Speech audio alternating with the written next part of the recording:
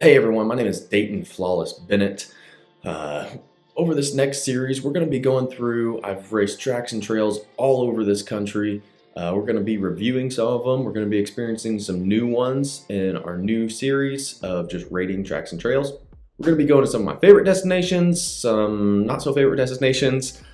For the first few months, we'll probably stay right here in the Midwest just due to logistics. We do have some Florida plans coming up, some ideas more south, but we'll get to those in time. Our first facility that we're going to be taking a look at is the Perry Lake ATV off-roading area. It's an area right outside of Kansas City, right about an hour west of it, just north of Lawrence, Kansas with KU and all that. Just some real quick basic information about the amenities and facility overall. There's about 140 acres of riding area. It's all set up by the U.S. Army Corps of Engineers. They do have bathrooms that are basic state park style. They have a hole, roof, wall, seat, paper on the side. Pretty simple. They do have some under roof dining areas, just kind of a picnic style area to make unloading your vehicles out of pickup trucks easier. They do have a little concrete ramp built just to try and help you out there.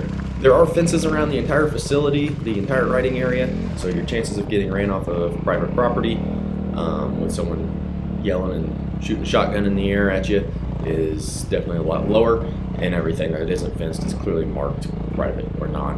And everyone here does a pretty good job of staying on the trails. There's the private areas around it aren't actually great. They're just recording ones. Other than that, that's about it. Pretty basic. There's no overnight camping, no water, no electricity. Just pull in, ride, and back up and leave. All right, now that that's out of the way, let's go ahead and get to the actual riding part. It is an ATV trail. They say it's an ATV, so dirt bikes, quads. They do allow side-by-sides up to 50 inches, but I'm just going to tell you from experience after riding these trails, the side-by-side on like 50% of them is going to be very, very tight. So maybe it's something like a Polaris Ace, probably about the biggest you want to go, just a little single-seater, probably about as big as you want to go. Two things to note right off the bat with this video. Whenever I say beginner, I am talking very beginner. You've probably been on a bike less than a year. We're not talking, I'm a beginner racer. I get, fifths in the beginner class at a motocross track. We're talking very beginner. I'm still getting oriented with my motorcycle. Number two, many places, whenever you look this up online, are going to say it has easy to difficult terrain. I wouldn't entirely disagree with that, but I'll elaborate more on this down the road. The reason I bring this up right now is just due to the simple fact that I want to make it clear. This is a great place to bring beginner. They actually have an area that is recommended for beginners and children. There's also a very flat area that you're taking a look at right now. This is right whenever you first enter the riding area. It's very flat, it's very hard pack, it's very forgiving. Surprisingly, it's actually pretty low traffic even though it is right in the entrance. If it's your first time riding, you're gonna actually be able to sit there, play with your clutch, play with your brakes, and just learn the controls of your vehicle. So, getting into the riding, this place is actually pretty good, especially for the price tag, as it's an Army Corps of Engineering site. It's actually completely free to ride. It's all tax funded, so super free. The actual layout of the facility, I like to break down into two main areas of riding. You have the west side and the east side. You have the west side, east side. The west side is the smaller of the two areas, but it's a little less wooded. It's a lot more open, a little more forgiving area, in my opinion. There's two main options to get to the west side. Option number one is very simple. You have a main perimeter trail that goes around the entire facility. All you have to do whenever you pull in, you'll go right onto that main perimeter trail. It's, again, super forgiving. You have about a 50-foot descent in elevation. Very slow, nice, smooth. The other option to get into the west side is to just go ahead, pull right in, and just make a random right at any time once you're in the actual riding area. You're gonna find some a little steeper trails, a little more difficult. You're usually gonna be able to go down these no problem. Just take that with a little grain of salt. Don't just go flying down them right off the bat if you're not prepared. You wanna be a little bit diligent. There are some rock shelves going down, nothing crazy. You're not gonna be going through worried about breaking cases or anything unless you hit some major outcropping that If you go off, you're going to have a lot worse time than just a broken case, because that fall's going to hurt.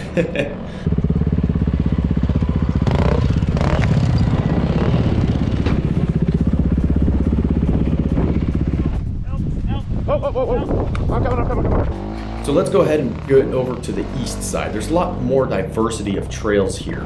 You're going to have everything from hard packed dirt to a little bit loose dirt, a little sandier dirt, some rocks. Not a bunch of loose rock like you'd find at some other areas, some other trail riding places around the country. Most of it here is going to be rounded rocks that are just kind of dug into the trail. There's a few little areas of loose rock, but you don't really need to worry about those. Those are, once again, still very forgiving. It's just some loose rocks. If you're just sitting there idling over them, you're going to be just fine. If you're powering through them, if you're a little more experienced, you're still going to be just fine. I want to make sure this part is clear. If you are a beginner, I am not trying to shy you away from the east side. There is still a ton of great riding here.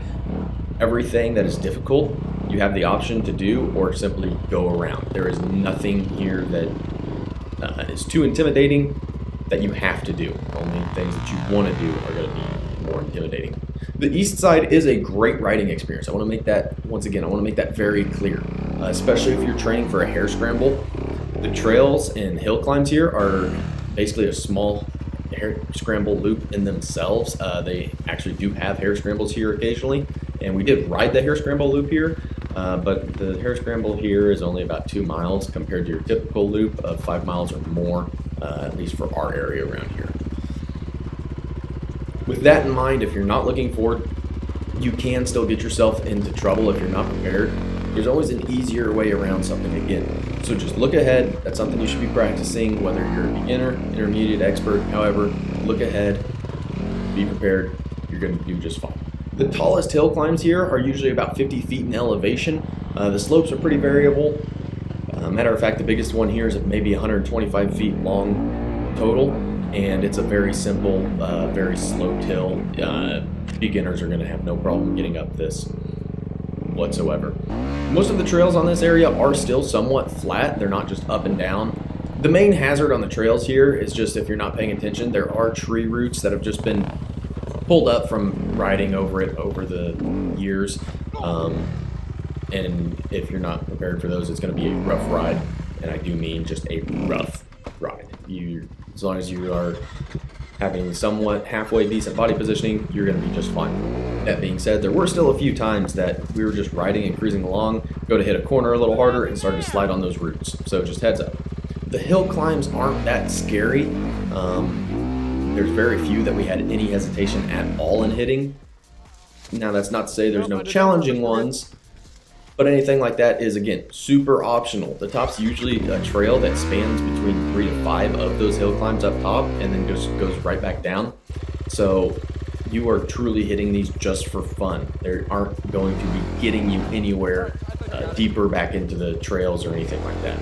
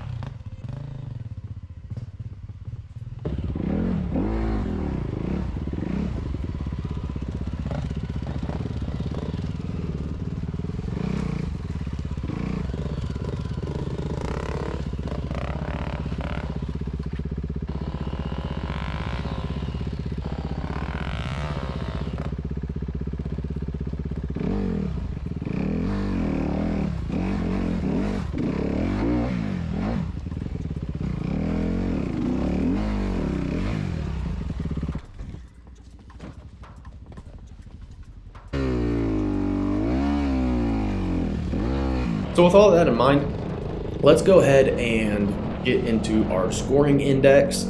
Everything that we're going to be reviewing here is going to be reviewed out of 5 stars for the entire series. Again, everything that we're going to be scoring on is mainly pretty subjective, but 5 areas we're going to be scoring are difficulty, amenities, joy of riding, how far would I go to get there, and wow factor.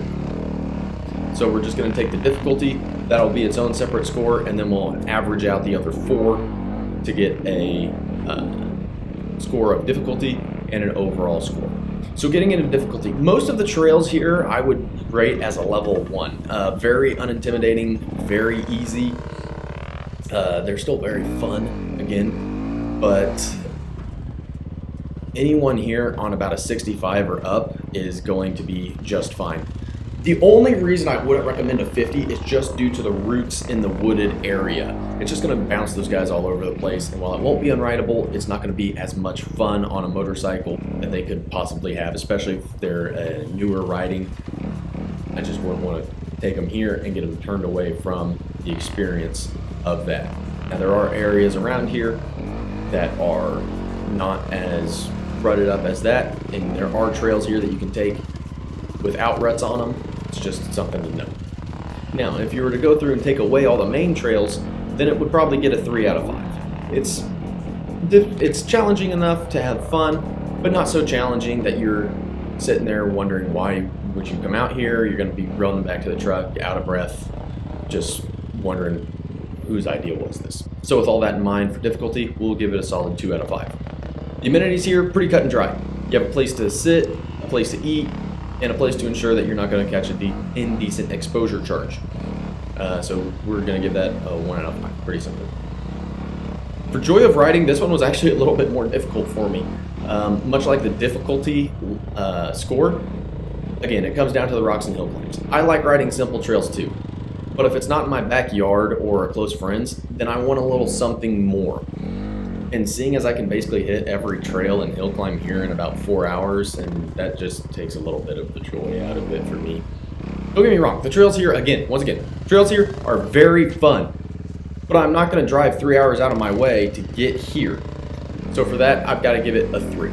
Not because it's not a fun place to ride, but because I wish there were more of it for me to be able to ride. And for the how far would I drive it score, pretty simple scoring here. 1 hour is 1 star, 2 to 3 hours is 2 stars, 3 to 4 hours is 3 stars, 5 to 6 hours is 4 stars, and then 6+ hours are 5 stars.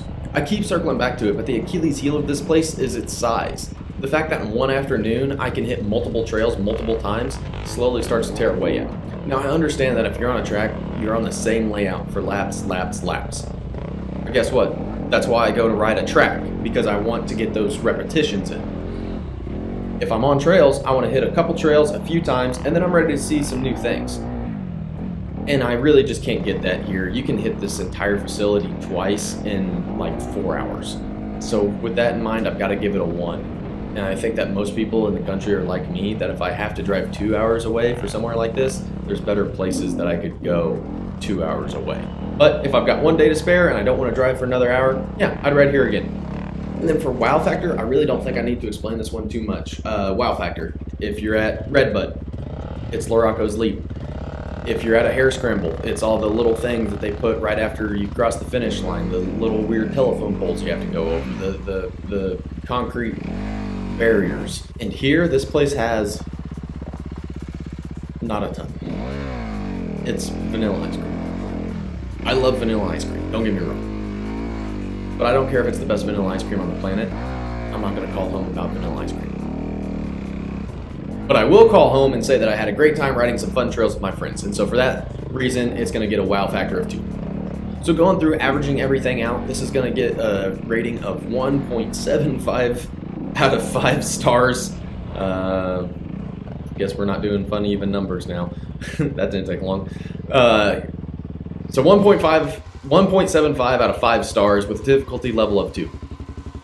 Now, almost 2 stars isn't bad for this test, and it definitely isn't bad for a free place to ride with your friends. So, to be honest, I can go through and I can sum this area up like this. It's fun, it's small. If you're a college kid at KU with a dirt bike, or anyone in the general Kansas City area, you should take a look into it. And speaking from experience, as long as it's somewhat dry out, you'll have fun. As soon as it gets wet, it can get a little bit slimy. Again, the hard packed dirt in this area, it's a lot of clay, and if you're riding it, you're just gonna get ice rink. So yeah, Go ahead, check it out. Thank you for watching. If you enjoyed this video, please leave a like. If you didn't enjoy this video, please leave a profanity-filled comment letting me know why. If you'd like to join the Kill Conformity Coalition, I'm actually not wearing a Kill Conformity Coalition shirt. There is a link in the description to get yourself some merch. You are going to want that if you're going to be at Loretta's in 2025. Trust me. Thanks.